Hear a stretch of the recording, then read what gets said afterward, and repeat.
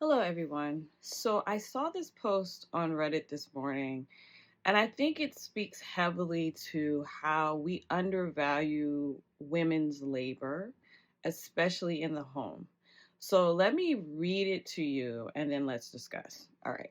So this woman wrote, stay at home mom, 34, goes back to work after 7 years.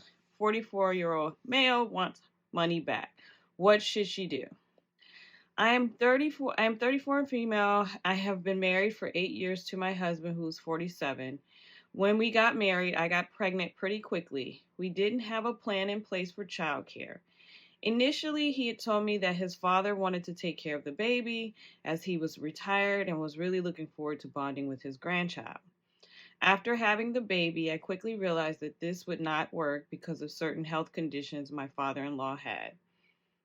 When we started looking at daycare in the area, it turned out that the daycare cost more than I made. I suggested we tried looking a little bit further out as daycare costs were cheaper in more urban areas and even home daycares, but my husband would not hear of it. He kept insisting I should stay home with the baby, saying we couldn't trust home daycares and he didn't want to look into cheaper daycares. I stayed home for about 2 years when I got pregnant again. After many arguments, I ended up staying home for 7 years until the youngest could start school. My husband would give me kind of an allowance of about $375 a week, and from that I paid for groceries, my gas, car insurance, and anything the children and I would need, such as clothes, medicines, etc. It was really tough, especially as inflation increased. I knew my husband could not afford anymore, so I ended up running up my credit card. Now I am back working, making 48K a year. I am still paying the same things as before and about 20% rent, plus internet and cable bills, while my husband takes care of 80% of the rent and helps out here and there with the kids. The thing is, now he is asking me to pay him back for the money he has given me over the years. And I don't think that is fair as I am currently in debt because of our arrangement, and it wasn't something I wanted to do. He calls me ungrateful for pointing out it was his decision, and because I stayed home, we saved money. What do you think? Any advice for me? Okay, so often women end up in these situations because traditionally women have been asked to stay home, or before we couldn't even work, so we forced many times to stay home. Although I want to point out black women have always worked. We're always expected to give labor all the time. Anyway, different point.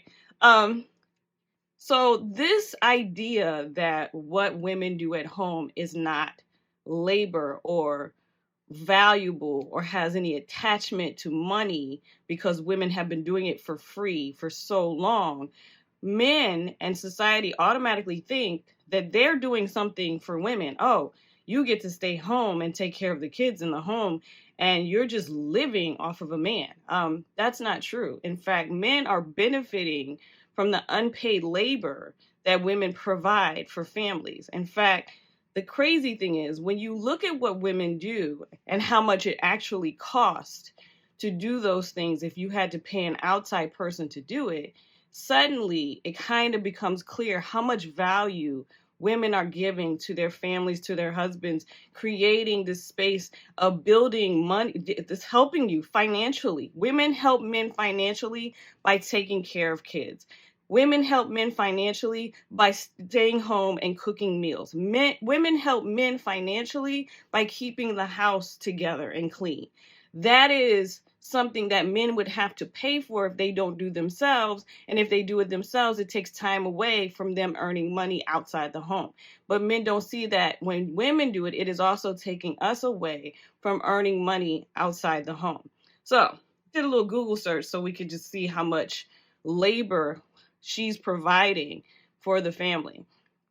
So, the average cost of a nanny, we're not talking about daycare because she stayed home. So, daycare is out the window. The average cost for a nanny is $766 a week. he was giving her an allowance of $375. So that's not even, it's not really even half of what she's doing, just taking care of the children. And the more children you have, that cost goes up. So already he's not even paying half of that. All right, next up, personal chef, because again, she's at home. She's cooking all the meals. She's taking care of the family. A personal chef would cost $220 a week. So all these women who are staying home, that are cooking all the meals, who are taking care of their families, that's $220 a week that they're providing to their homes. Okay, next. After the personal chef, after the full-time nanny, you have women who take care of the home. They clean up everything. They make sure everything is nice and clean and neat for the man to live in and the children to live in. That's a full-time housekeeper. A full-time housekeeper costs anywhere from $1,500 to $2,500 a month. That's somebody that's cleaning every day. And that's what women are doing. When they're staying home, very often, the majority of the housekeeping falls onto the woman. This is what traditional marriages are expecting of women, to give $2,000 a month away in free labor. So when you add all of these things together, when you go through all of these numbers, so she's providing, she's doing the housekeeping, which is approximately, we'll say $500 a week. She's doing the complete taking care of the children. That's about $750 a week. She's cooking all the meals. That's about $200 and some odd dollars a week. We're looking at around $1,400 a month. So let's just say we divide that possibly in two, since she's doing it for her children too in her home. So that's, about $730 some dollars, so $735 a week of labor that he's getting. He's getting $735 worth of labor every week from this woman that he owes her. And he's giving, because that's the word that just really irritated me. He's giving. He's not giving. He owes her.